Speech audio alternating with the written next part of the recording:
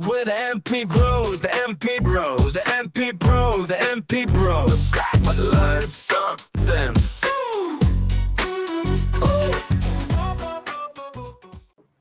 Yes. Yes, yes, yes, yes, yes. Tony Robbins, baby. Okay, man. I've been trying to get my Tony Robbins back on, but if you guys missed us, we apologize. We can't be in control of when we get sick or when we're out of town or things like that. But Mike and I are back. We're stoked to be here. Mike, tell him a little bit, man. You were the flu kicked your butt for a week or so, huh? It wasn't just my butt. It took my whole family down. It would be flu 4, Waranch family 0, man. It was bad. The kids had over 105. Me and Megan were both down for the count. It's been, almost 2 weeks for me, and I'm still battling some symptoms on a minor level, but it is like, man, we don't heal as quickly as we do once we cross that 40 mark. Let's not talk about that right now. But yeah, I mean, happy to have you here. Happy that health is coming back for all of you guys, the little ones, your wife, yourself, man, and just happy to be able to do this again. Drop episode number 8 of the MP Bros. If you're new to us watching, just so you guys know, this guy right here on this side, and I know I got this right this time, he is top producer in the company, slinging every single day. There's no better at being able to pass on knowledge on the how to deliver mortgage protection sales. My name is Luis Moyano. I've been in the business for about 6 years. I've done everything from Medicare to final expense and have been successful at every single place that I've gone to, and happy to be successful here too, and also to provide a little bit of the knowledge and the things that I have learned over the last 6 years. So if you're new to the channel, go ahead and click that subscribe, drop us a comment. We like to learn a little bit about you guys, but our goal is to be able to pass on our knowledge in sales, the tips, the tricks, and tips, tricks, and techniques. Heck, there it is. Yeah. Thank God you pulled that, because I was drawing a blank. The tips, tricks, and techniques of the industry in the mortgage protection, life insurance sales. And that's what we're doing. Mikey, what we talking about today, my brother? Well, let's get into the actual appointment, man. I mean, we've talked about the mindset, the preparation, the discipline, the motivation, the numbers, accountability. Like, we've gotten everything even up to setting the appointment. And now, like, how do we push it over the edge? How are we actually protecting these families and allowing them to protect the people that they love, right? How do we get from, all right, we're calling for our protection, for our mortgage protection appointment, to, all right, here's the protection plan that you just purchased, right? Let's get from point B to point Z. You know what I just heard you say? Tell me. Let's get paid. Let's get paid. That's another way to get paid, right? Because this is what it comes down to. At the end of the day, you can get really good at setting appointments. You can have the best mindset ever, but if you can't close, then deposits ain't going to be hitting your account. Ooh. And I can go ahead and pitch in. Mike does a great job. He's such a great leader that he tells you, like, we want to shoot. We want to shoot and aim to be able to say, hey, when you offer a policy, we want to be able to service and do well for our customers. But we also, as agents, want to make sure that we're able to service ourselves and our families. And as we do that, you want to be strategic in the way that you set it up, right? And as we do that, you're able to find more coverage for the customers. But I've been letting myself down lately, Mike. I've been doing a lot of sales, but there've been a lot of small hits. Mm-hmm. And that's going to be a big problem for a lot of new people. So I hope that you guys can learn from this, right? Because I'm getting sales. I think last week I felt I had a bad week, but after looking back, I had 8 closes, right? Out of the 8 closes, they just happened to be for smaller amounts. So it ended up adding up to just a little bit under $6,000, when in reality, out of 8 closes, we should be expecting closer to 9,000, right? Mm-hmm. And so that's the target. We want to make sure that we're scheduling or making sure those targets per close are going to be there. How do you go about that? How do you structure that so that we're able to make sure that we have a good target for us to aim to? Well, I think understanding what your goals are is most important. But for me, one of my goals is to make sure that every policy I sell is no less than 1,000 AP, right? Annual premium. That's what's going to get me to my goals. I don't want to have to work twice as hard to make half as much money. I want to make sure that I'm able to help families, but also help my own family, right? Which is exactly what we're talking about. So in order to do that, when I first started, I was very much in a place where I was selling a ton, like only baby policies, right? These, $300, $400, $500 APs. And I'm like, why can't I produce at a higher level? I'm selling 15, 20, 25 policies a week, which is massive, but I'm finishing at number, 25 or 30 on the leaderboard. I'm like, why is that happening? And so I talked to one of my mentors, and what he said to me is, they're going to buy what you present. And that really stuck with me, like I can present a 30, a 40, a 50, a $60 policy, or I can present an 80, 90, 110, $120 policy. Right. Mm-hmm. They're going to buy what you present. So as long as we're doing a good job of articulating the value of how it protects them and their family, then, the price is almost irrelevant. A good friend of mine that I used to work with used to always say, when the value is clear, decisions are easy. Right. So price is secondary when you're presenting value in the right way. But what about you? I mean, I know you've fallen into a little bit of the smaller policies last week. So what are you doing to change that? Oh my God, I'm so happy I brought that up specifically for that purpose. Because, I always talk about running into the same wall, right? I'm like, I talk about it, but here I am doing it. And the worst part is I know, right? I also know I have to get up at 5 o'clock in the morning. I'm not doing it every day. I also know I have to work out every single day. I also know I shouldn't eat rice with every meal, but my wife and my mother-in-law are Filipino. They make it every time. But no, it's the things that it's not so much just about what you know, it's what you implement.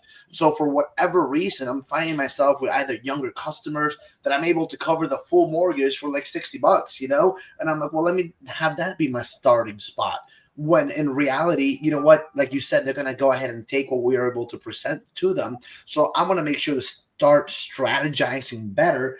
And this is something that I want everyone to write down, right? Like put this down for you. Say, instead of structuring around their loan, structure it around your end point. So if we're looking to make it 80, 100, and then 120 or 125, work backwards. So I can know that those are going to be the numbers that I'm going to be aiming for to be able to present and pitch. And I also don't want to limit myself to be too small there, right? Because those larger policies could also be found and you could easily be leaving yourself out of that conversation. But you're at least giving yourself that good structure, a good number to be able to aim for. So no more offering policies under $80. Mm-hmm. Right? As simple as that goes.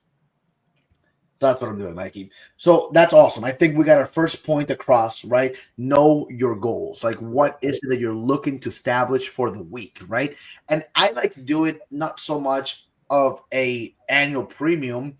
I think if we're able to back it down into how many policies do I need to sell, right? And then out of that, I want to sell a minimum of 10 a week. With 10 a week, I should be able to do 12 to 15K. Like ideally, not if I keep doing baby policies, only if I target properly. And it's funny because my monthly premium average the previous month was around $137 a month, right?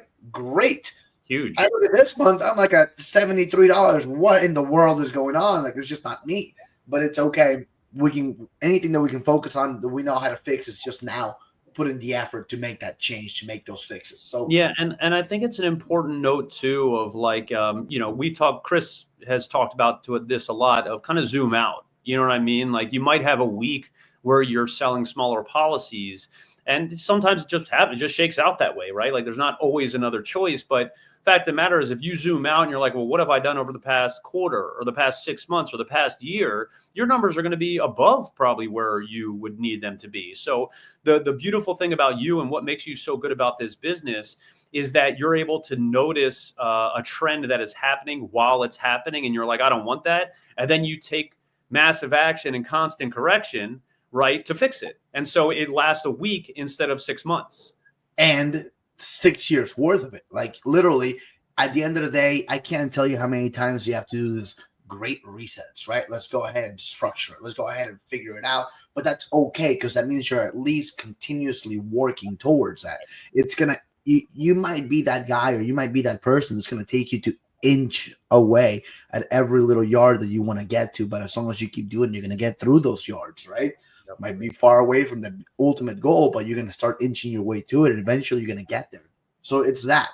putting that massive action into place. And like that, I don't shy away from. Like Right. I doubt every day. My appointments are scheduled every day. I've realized a couple of different things which I want to go into because we're talking the presentation that we're barely tapping into right now. We're talking about setting your goals, knowing where you want to end up, and knowing how to get there. Right. So for me, I want to get to my minimum 10, target 15. Let me get the big shot here with my 20K weeks. Right. But if I can get plus 10, I'm happy. Plus 15, that's target. And so now that I know that's where I want to be, that's going to back it down. That means I got to sell a minimum of 10 policies a week, right? How many leads, what structure, how do I go about it, how many appointments, what's my closing ratio, all that good stuff. And we're working at tweaking. Just last week, I was like, Mike, I'm getting too many no-shows. He's like, bro, call me. Let's go ahead and do it. And we did it, and not much changed, but he goes, maybe just try this a little bit. And since I tweaked it, yesterday was a great day. And so let's keep building up on that. Absolutely. And so structuring again, right? We're going to look at your big goal. We're going to reverse engineer into seeing what you got to do to be able to approach. Now let's get into it. Let's talk about how to be able to deliver that value. Because you mentioned, how did you phrase it? You said, whenever the value amounts, the decision is easy. It's when the value is clear, decisions are easy. That sounds so much better. Right? When the value is clear, decisions are easy. And I think that is the bottom line. That is just the name to the game. How can you take this presentation and instead of sounding robotic through it, instead of sounding like you're stumbling, how can you make sure that all the words that you're conveying are landing and perceiving value for the other person? Mike, I think you probably know inside of like 3 to 5 minutes if that person's going to buy or not. I like to think that I do. And a lot of the times I do, but there's, I think an important part of the running the presentation is being assumptive, right? So even if I think 3 minutes in that this person, I'm like, this is never going to happen. Like they got no interest in talking to me. They're doing 5 other things. Like they are giving me no engagement. I keep going until they stop me. And I'm not exaggerating when I say every single day, one of those appointments ends up getting a policy that I thought was not going to happen every single day. And so I just keep going until they stop me. So like I want to be cognizant, right? I want to be aware of my time because you and I both have 15 plus appointments every day that we're doing. So you got to protect your time. But at the same time, love the one you're with. And if I'm on the phone with someone and they're not stopping me, like I'm going to keep going until they do. So yes, I try to be aware of that. And usually I can be pretty accurate with like, all right, this isn't going to work out, but I'm going until they say I'm not interested. I love that. And I think you brought up 2 things. Like if you're talking to somebody and you hear them multitasking as you're going through it, I'm just like, listen, you're not even paying attention. Like, how are you going to take any of this seriously? Like this is a policy to be able to protect you and to, ultimately service your family, but you're sitting here worrying about the dumplings you're making or whatever else is going on, instead of actually listening. Yeah. Yeah. So I know, right? I'm so out of left field. But that's normally like in my mind, I'm just like, well, they're not gonna want it. And because my mind's saying they're not gonna want it, I might be projecting that into the atmosphere and it might be able to turn into that instead of saying, hey, like let's truly give it our best. What do you do to try to get that value and make sure that they're receiving it and taking it so that there's a better chance of having that close at the end? Sure. So that's kind of a tricky question. I would say there's 2 main things that I'm doing. Oh, 3, I guess. First of all, I use the script, right? The script, it articulates the value for us. Okay. So like I can pretend to be an expert. You actually are an expert. You've been doing this a long time. You know a lot about a lot. I know nothing. I know how to read a script and connect with people. So I can pretend to be the expert because I have the script to make me the expert. So first and foremost is I use the script. Second thing is how I'm conveying my excitement, belief, and passion about this is how it's going to be received, right? If I call someone and I don't believe in our critical period concept or that this is something that will be beneficial for them and their family, if I don't believe it, you can be damn sure that they're not going to believe it. So being aware of how I'm conveying the information, I think is really important. A lot of times when it's situationally appropriate, I might pull from personal situations that I've had that are, kind of like relevant to the life insurance topic that we're talking about, to mortgage protection, right? So how I'm staying to the script, how I'm conveying my passion and belief in what we're talking about. And then thirdly is we need to make it real for them, right? That to me is the most important.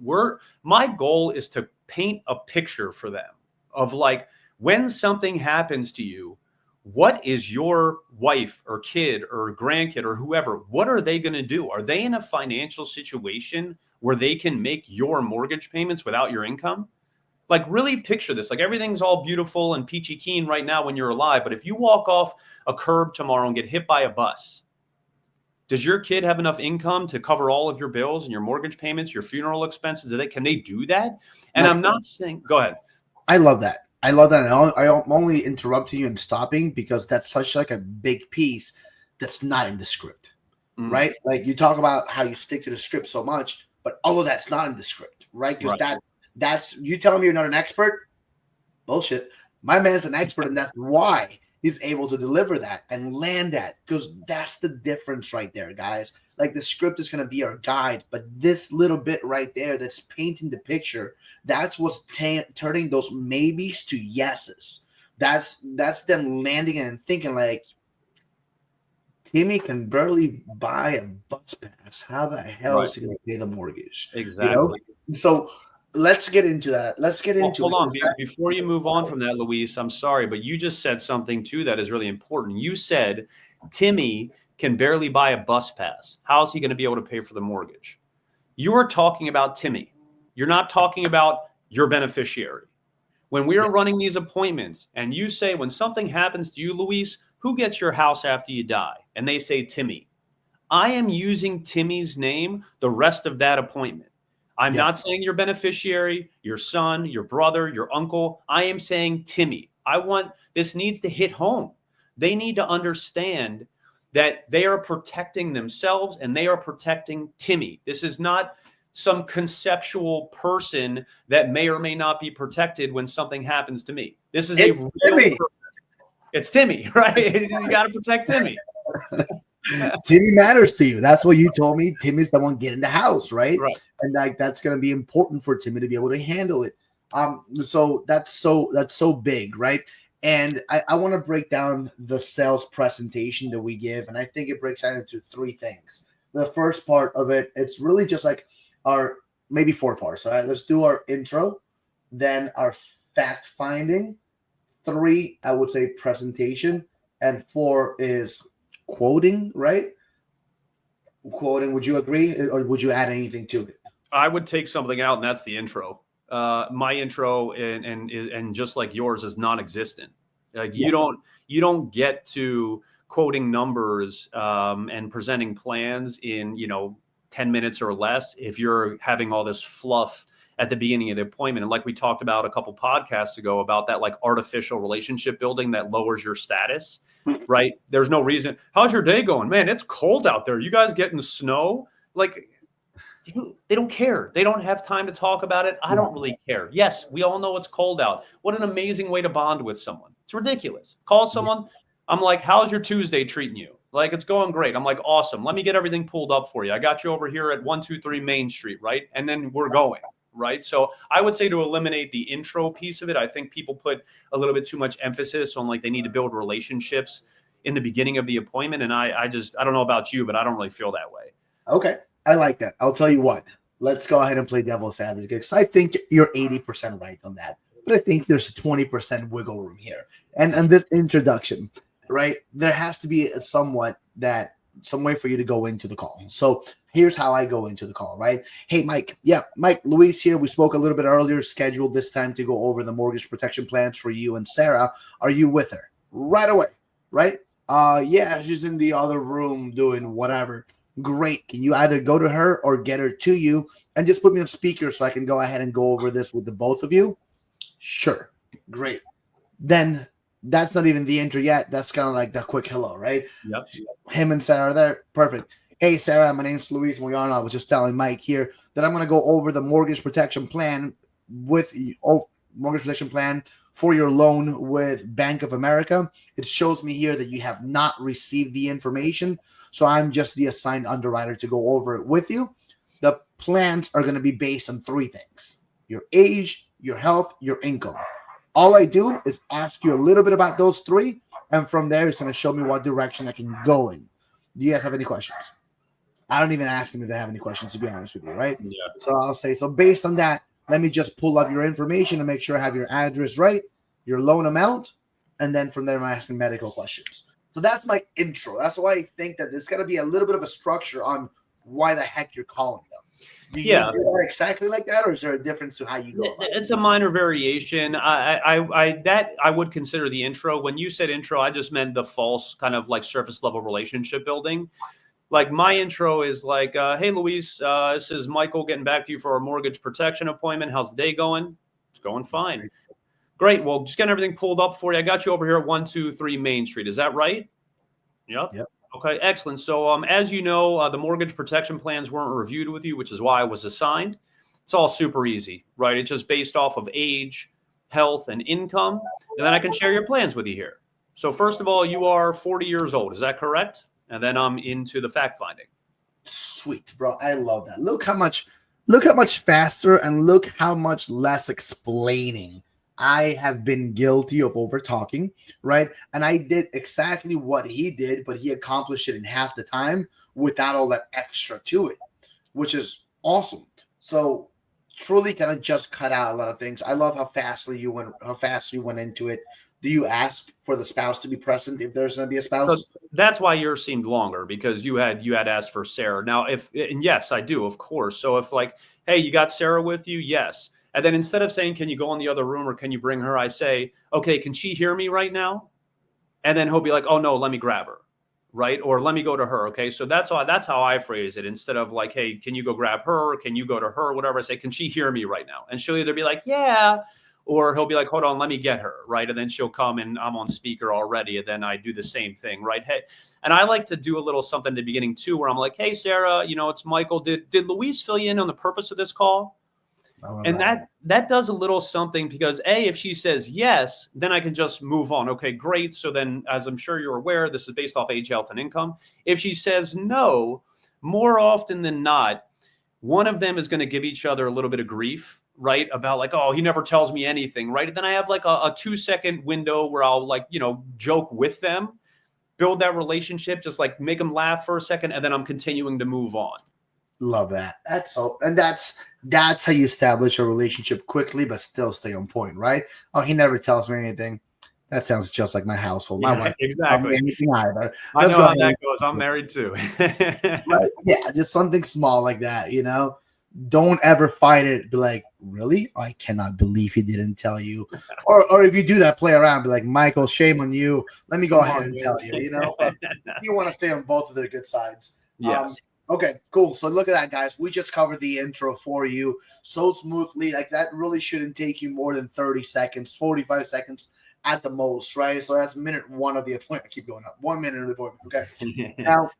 Now we're into the fact finding, right? So now they know that you're gonna find out about their age, their health, and their income. Mike sounded like he went right into the age. I've seen other people go right into the medications right off the bat. How do you like the structure normally? So the reason that I do the address and then the age is because it's giving me little like hits of credibility, right? That I have some information, right? So am I correct you're at 123 Main Street? Yes. And am I correct here, Luis, that you're 40 years old? Yes. So now that's 2 credibility. So this person has some of my information. It gives me those little hits of credibility, right? And I'm trying to build that up throughout the course of the call. As often as I can, right? Because it's hard, right? This is telesales, man. It's hard for people to trust you, and we need them to be able to trust us. So aside from sending my license over, which happens, on a daily basis as well, I want to try to just make sure that they know that I am a credible person off the bat. So I start there, right? Here's the address, correct? Yes. And you're 40 years old? Yes. And then I go into the health. And now during the health portion for me, Luis, my question is what else, right? That's how I'm finding out everything. That's how we're keeping our placement up, right? Is what else? So as you know, the health portion is simply just based off of prescription history. So what medications you prescribe? What does the doctor have you taken here? Say it again. As you know already, is based As, on. as you know, the medical portion is just based off of your prescription history. So what is it that what does the doctor have you taken right now? All right. Well, I take this for blood pressure. Okay. For how long? 3 years. All right. What else? How long? What else? How long? What else? How long? And that's my what else? Not are there any other medications? Because no, that's all. But when I say what else, it's amazing how many things can be uncovered, right? What else? What else? What else? And they're like this. Like I'm assuming that there's always more. You probably get Jesus enough already, Mike. Nothing else. Right. Well, hang on one second. I'm sorry. I had an HVAC guy here working on some stuff who was just wrapping up. But what else and how long? Those are my questions during that process. What else? What else? What else? What else? What else? Because are there any more or any other medications? Those are closed-ended questions. Those are no. What else? They're going to start thinking about it. And then after they're like, all right, that's all. I'm like, okay, well, what else would show up on your prescription history that you may not take anymore or never took, right? A whole new list. And then it's what else? How long? What else? How long? What else? How long, right? Because I'm trying to get to the bottom of this. We're talking about getting paid. It does us no good to spend 30 minutes on the phone with someone, submit an application for them, and then their policy gets declined because we didn't do our due diligence. Don't blame them. We need to be the ones asking the right questions and digging deeper to make sure we get out, right?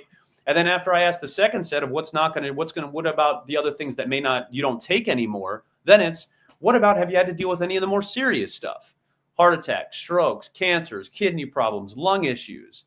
Well, I had a heart attack in 2012. All right, what else, right? So it's like, it sounds very drawn out, but for the most part, like that part of the conversation, unless you're talking to someone with some serious health problems, it's 3 to 5 minutes. I mean, it's really nothing crazy. And we need that information because we want to recommend products that they can get approved for. What's the best coverage? The one you can get approved for. Right? All day. Exactly. And they don't know that and they don't realize that. And that's the value that we have to be able to present to them. Because at the end of the day, they're going to think, hey, I want to have my whole mortgage paid off for $20 a month. What do you mean you can't do that, right? Well, you have congestive heart failure, buddy. Right. Sorry. Let's really talk about this. So you're 79, right? Right. And so I like that. So the what else? What do you do during that portion, Luis? Like, because I know you do things a little bit differently than I do in that respect. So after you get through, like you confirm the address, and then what? Do you do age? Do you do health? Like, how is yours structured at that part? It varies, man. That's part of my problem. You know, I think that sometimes I'll start with the health, sometimes I'll start with the age. I still want to really figure out which one. I mean, at the end of the day, I cover exactly the same things. Sure. But I like the way that you have such a flow to it. You know, like I know I'm going to go straight here. And that leads to a question that I wanted to ask. I don't want to forget about that. Right. But I'll go a lot of times. I'll say, you know what? Let me try doing the health piece first. And I think that sometimes I do the health piece first. If I just have like a little spidey tingling sense that it might not be healthy, let me get this GI person out of the way, or I'm going to have to continue going with them. Right. GI is guaranteed issue, and we just don't come across them that often, but every now and then we do. And so I might say I'm going to ask you about 3 things: to be your age, your health, and your income. Based on that, the company is going to let us know what plans will be available for you. With all that being said, let's go ahead and start it in the health. You know, ladies first. Jennifer, tell me right now, what medications do you currently take? I don't take any. Not a problem. And you know what? I hate contradicting myself, right? One of the reasons why I do like actually asking the income first at times is because sometimes you discover that somebody might be on disability right from there. Right, that's fair. And then be like, well, what medication do you take? Well, you're in disability, but you don't take any medications. What are you in disability for? Right. Oh, my back, I give out this and that. I had an amputation, but I'm fine. But I don't take any medications. Okay. Right. My blood sugar is through the roof, but I don't take any medications. Okay. So that's why it's so important to truly be able to dive deep into it. So I'm going to structure it a little bit better. I think I want to follow an actual format, but I did age first, then income. When you do age and income, do you get the amount of the property right there in the very beginning, or is that one of the things that you uncover from the get-go? When you say the amount of the property, what do you mean? The loan amount. Oh no, so I'll confirm that with them. While I don't really even ask that until I'm getting into the different plans, right? In terms of the first plan covers the total balance of the mortgage. So am I correct? Your mortgage is 585,000. I'll get to it at that point. Otherwise, I just want to know their monthly payments and their monthly income. Okay, got it. Because I figured that would be like another yes question for you. Be like, Yeah. Yeah, it is. You're not wrong about that. It feels. I have trouble figuring out how to authentically allow that to flow into my conversation without it feeling forced at that part. Like I'm sure there's a million people that are able to do that, but for me, it feels like something that comes up just naturally later. I love that. I love that, guys. And just to show you, like at the end of the day, we both follow the script. Like we're saying the same things, but we both do it slightly different, right? And that's where the magic happens for many people. If I may, something else that I like to, I like to have fun. I want to laugh during these appointments. We're talking about very heavy, very serious topics, life and death and terminal illnesses and like very serious stuff, but it doesn't have to be depressing. So like little things that we can do to keep it light is like when I'm transitioning from like what medications does she take to what medications does he take, right? So I talk to her and it's what else, how long, what else, how long, what else, how long. And then when I'm done with her, my transition to him is, all right, Luis, so what are we going to find in your medicine cabinet? Right. And it's just like a lighter way of asking the same question. And people like that. And they're like, oh, man, my medicine cabinet's full, or like how much time you got, and it's like that to me is just like a lighter way to continue it without it being like, OK, what other medication? And what about you, Luis? What medications are you prescribed? And they're like, oh, my God. It's like, you know what I found? You know what I found that really works in those? It really depends. Like if they're not taking anything right there, and be like, hey, man, that's going to be hard to beat. Are you as healthy, or where do you land? So I got her beat, man. Whatever. Or if they have a couple medications, or they have like 5 or 6, I'll say, hey, man, let's not make this a competition. Tell me what's going on with you. That's good. I'm looking for less, not for more. And that let's not make this a competition. I've gotten so many like chuckles out of that one. That's good. So I really enjoy that one, man. So fact finding, right? We're gonna go ahead and uncover. I like uncovering the loan amount. I like discovering the birthdays with the actual date. And I have that written down. I think sometimes Mike waits for that for a little bit later on. Yeah, I do. But I'll say, how old are you? What's the actual birthday? I want to know from the very get-go, because when I'm being assumptive and going through the application, I'm kind of already typing those pieces in while they're still figuring out if they're even doing this. I'm already into the application with that. So I like knowing that. I like knowing the loan amount. I like knowing their income. And let's touch base on that a little bit, because I think that some people don't understand why we're asking income. I can understand why the client might not get why we're asking income, but why is it so important for us to ask income? Well, honestly, I don't know that it is. I think like for me personally, I think a lot of people use it to kind of gauge like how high of a plan they are comfortable presenting. Because like if someone's making 20 grand a month and their mortgage payment is 3 grand a month, like there's a pretty nice delta there that you could be like, okay, I can present more expensive plans. Say delta, my man. Watch out. But there for me, I'm presenting the same kind of plans regardless. And like they can either do it or they can't.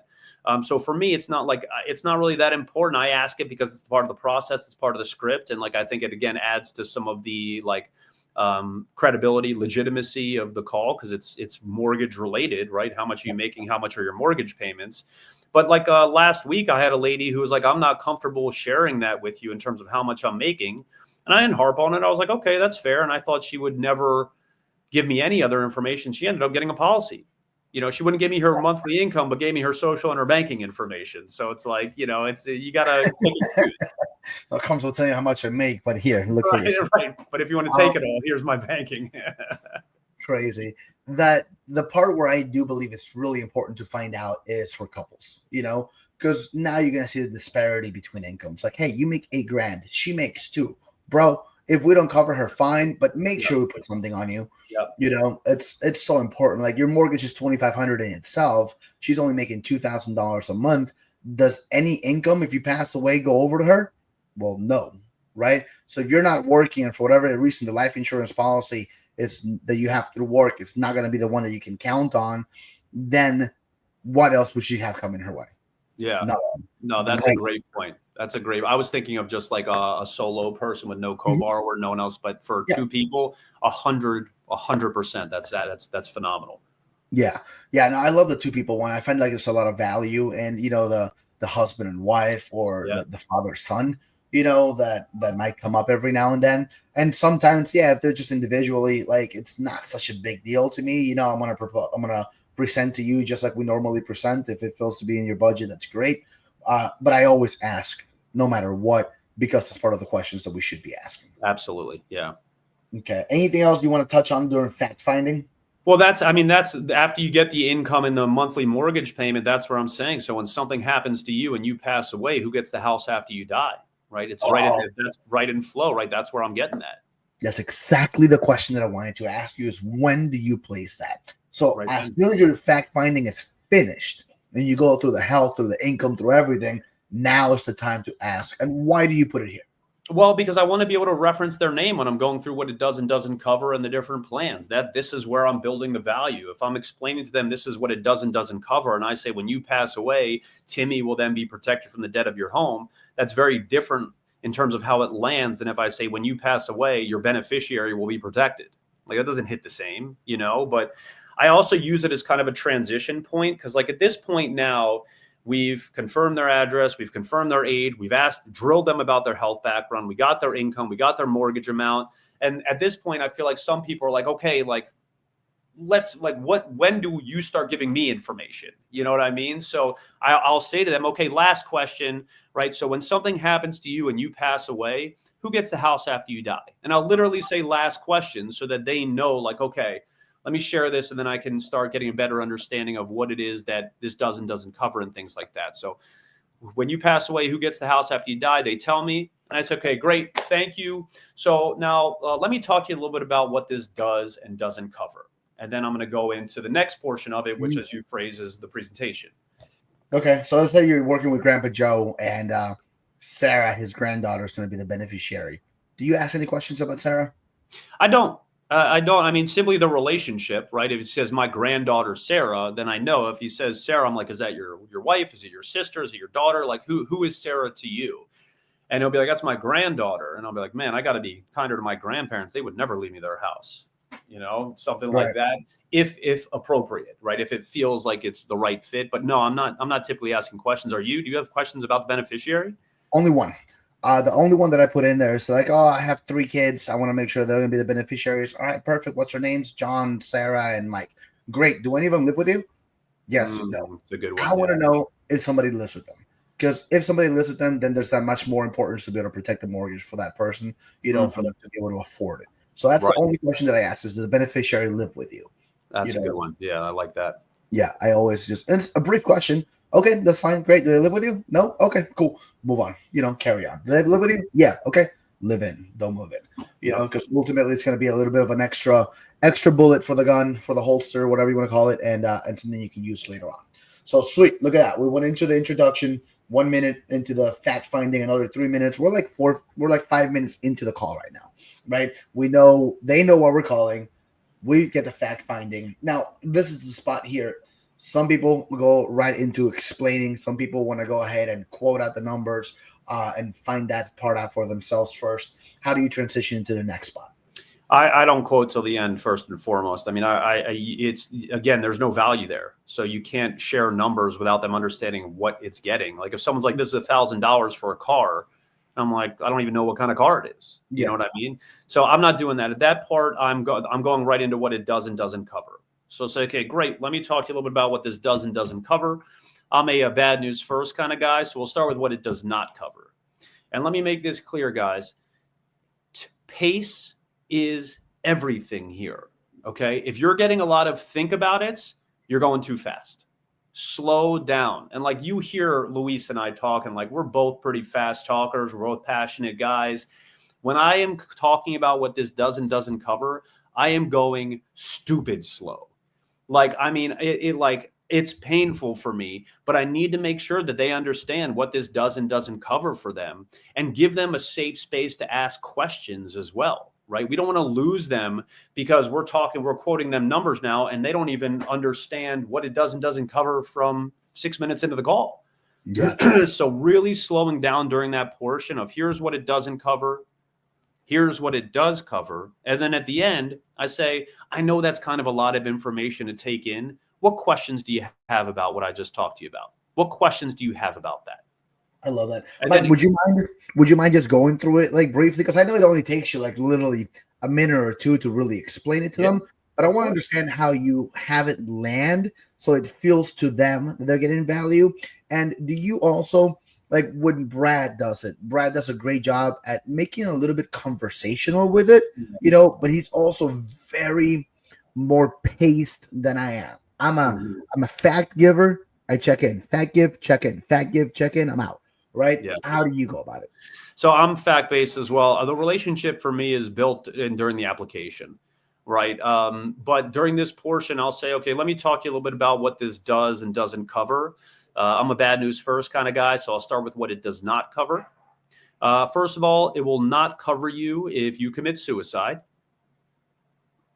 You cannot die while committing a felony, and you can't die while participating in a riot. Sweet. Let me stop you there. Are you looking for any chuckles? Are you waiting for any type of response? Or eventually if it just gets awkward, then you kind of just keep going? I don't give a long enough pause for it to get awkward, but a long enough pause for them that if they choose to engage and give me like a okay, or like, oh, no problem, like I give them a second or two to do that. But I'm moving at the same pace, the exact pace that I just did that with you. Okay. And then I'll get the chuckle at the end. I want to break up the seriousness a little bit, right? So, again, this will be faster this time, but it won't cover you if you commit suicide. You can't die while committing a felony, and you can't die while participating in a riot. So you think you can manage to stay away from those? And that's where I'll get a little bit, oh, yeah, oh, I've made it 57 years or whatever, and like you'll get a little bit of interaction there. And then I'm like, okay, so here's what it will cover, okay? It'll, of course, cover any kind of death, right? Natural causes, accidents, pre-existing conditions. Like when you pass away, Sarah will be protected from the debt of your home. You won't have to worry about the financial burden landing on her plate, okay? And then depending on if they're going to be term or final expense or whatever, that'll determine if I talk about just terminal or if I'm doing terminal, critical, chronic. It just depends on a couple of different things there. But the same pace of that, and then I'll cover those. Let's just say that it's someone who's critical period. I'll say now, additionally, it'll also cover what's called terminal illness. Now, terminal illness would be like if a doctor ever tells you that you have a year or less to live. All right. Now, you and I both know medical bills are incredibly expensive. And you definitely wouldn't be able to work during that time. So this will make sure the mortgage continues to be paid. So you don't have to worry about if you're going to lose the house while you're dealing with that diagnosis. Now, I know that's a lot of information to take in there, Luis. What questions do you have about that stuff? That was it. That was so quick, though. That's just terminal. That's death and terminal, right? Just the terminal part. Okay. I'm sorry. If I was going to do critical and chronic, it's a little bit more drawn out, but like we're already 42 minutes in here, and I don't want to. I don't want you to talk too much here. I looked into that too. Okay, good. So then you go and continue with it. Okay, hey, no questions there. Got that. Yep. And then, okay, great. Also really important, I don't want to forget, if you ever end up leaving Main Street or if your mortgage transfers companies, this protection stays with you, right? You and Sarah are protected either way. 9 times out of 10, when I say that, people are going, oh, cool. Oh, great. Some sort of like, all right, that's good to know. I say, all right, great. So now there's 3 different plans, right? And then I'll go into the 3 different plans, which I would like to actually hear how you present those if you don't mind. Yeah, no, not at all. Right. So just backing it up a little bit, right? So I'll do a little bit of what I've heard from other people, be like, all right, guys. So let me just give you a brief explanation on how the plans work. I've been doing this for a long time. I'm going to answer the questions that I normally get asked, just, full transparency. But if you feel like there's anything else that you want to know, just let me know at the end. Okay. Okay. Not a problem. All right. First and foremost, you've got to stay away from these 3. Don't pass away from suicide. I would never. Don't pass away while committing a crime. Don't pass away while participating in a riot. Or if they're engaging, I'll say, all right, and the last one, I'm going to take all the fun away from you now. You cannot pass away while participating in a riot. Okay, perfect. Good. So we'll stay away from those 3 policies will pay out. Doesn't matter how you pass. Accident, natural death, pre-existing conditions. Once you're in, you're in, the plans will protect. So if you do pass away, your wife, your spouse, your beneficiary, Timothy, it's going to go ahead and receive the funds. Got it? Got it. Second, it goes into the difference between this and the regular life insurance plan. And this is where we go into the terminal or the living benefits. But I'll always say, hey, we're not going to send anyone to your house to do any blood work. No nurses are going to come out. Just based on them looking at your prescription history and those questions that we went over before, they're going to be able to approve you or decline you, right? Just based on that, right? So no blood work, nothing like that. And then I'll explain critical or terminal, and then you kind of move on. From there, we do the one that you mentioned is what happens if the mortgage company, Bank of America, does no longer has your mortgage, if they sell it off, or let's say that you move out to a bigger, better, bigger house, or that you just sold your house and like you don't have a mortgage anymore. What happens to this policy? The answer is nothing. The policy is yours. You can transfer it to any other property you go to, and it's still going to protect Sarah. Or you're able to say, hey, I no longer have the mortgage, and you have an option. You can keep it or you can let it go. Most people keep the policy because you're locking it at a great rate, and it's still going to serve the purpose of having a death benefit passed on. Does that make sense? Do you understand? I personally, now that just listening to how you're doing it, I like it better. I'm going to take this video, watch it all over again, and just I'm going to eliminate some of the extra words. Like I'm saying all this extra things I just don't need to say. So let me just speed it up a little bit and deliver, but still land value, right? So then that's when you get to it. So the next three options, right? Next three options are you deliver and say, all right, great. Let's get to the prices. I'm sure you guys can't wait for that, right? Yeah. Okay. Please. Finally.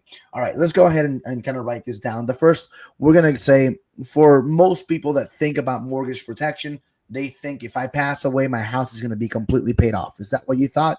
Yeah, that's what I thought. Perfect. You're going to be surprised to know that most people in your scenario never go with that plan, right? Main reason is nobody wants to have a second mortgage payment just for some insurance. It's important for me and our company to make sure that we help you protect Timothy or Timmy and still make it affordable for you. Nobody wants to be insurance poor.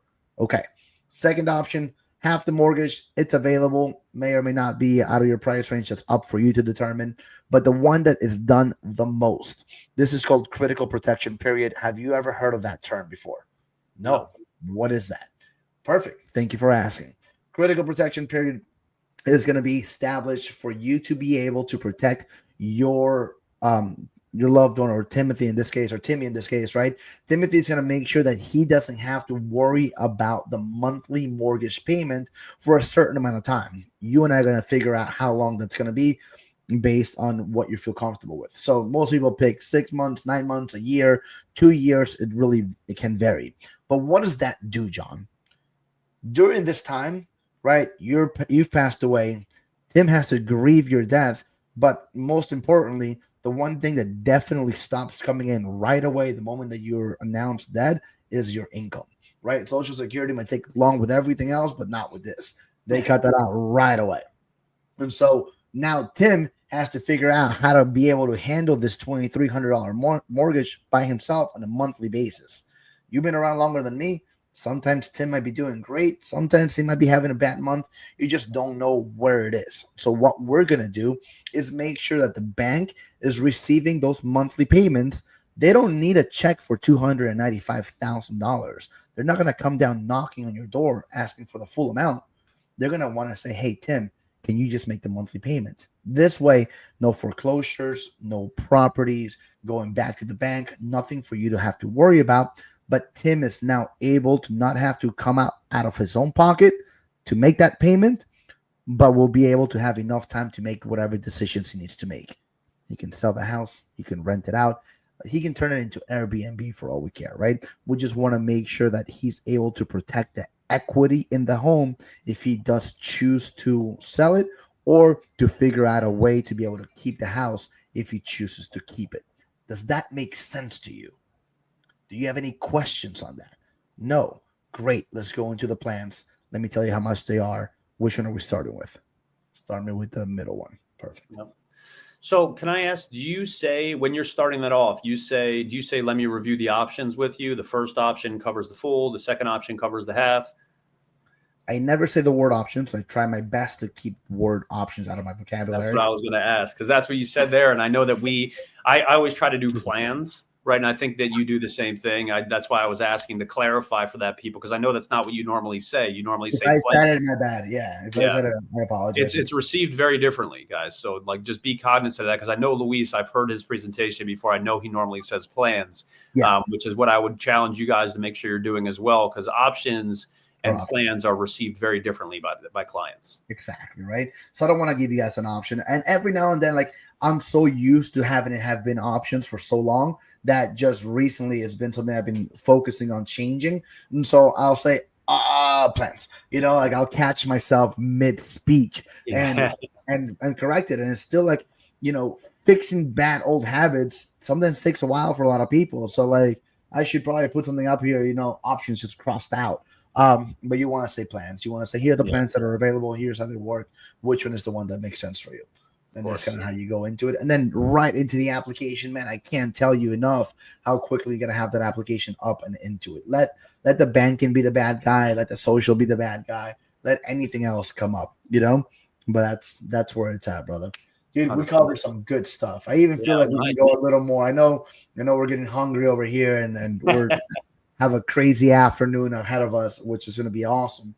But anything you want to touch on a little bit more or leave us with for the next episode to go into? No, I mean, I think that was great. The critical period that you talked about, you really did a really fantastic job of painting the picture so they can see what life's going to be like for Timmy after this person passes away. I think that's very really special way that you described that. But no, I mean, look, we got into it today. This was awesome. We did a good job of staying on track too. So I'm proud of us. We're the growth in podcast hosting. We're evolving right before your eyes. Isn't that funny though? I do go back and watch as much as I can, and say like, hey man, this we have to work on, or this just is not being delivered properly. But as we get better, we're going to be delivering more value. And I got sidetracked there because I want to thank some of the viewers, guys. I have been getting text messages. I have been getting private DMs just saying like, man, you and Mike, I had this plane in the car between my wife and I just driving to a place, and my wife wants to sell life insurance now. I've had people tell me like, hey, so-and-so put me onto your podcast, and it's awesome the way that you guys are able to explain it, and we keep it entertaining, which I think is like the most important thing, right? Like if you and I are not laughing at each other or cracking up at the dumb things that come out of our mouths, but still present value, then what are we doing this for, man? Nope. No point, man. Got to have fun with it. I seriously enjoy this 1 hour that we spend together, every week or whenever we're not sick. So thank you for that. And it's, we travel. We got life, man. Life is good, but we're still coming back from it. Best thing to do when you fall off the horse is get back on. Get right back on it. So this is our episode number 8, guys. With that, we're going to jump out here, have a killer day. I hope you guys got a ton of value. Follow, like, subscribe, leave a comment, all that good stuff. Share this with somebody, will you? On that note, peace. Thanks, guys. Later, guys.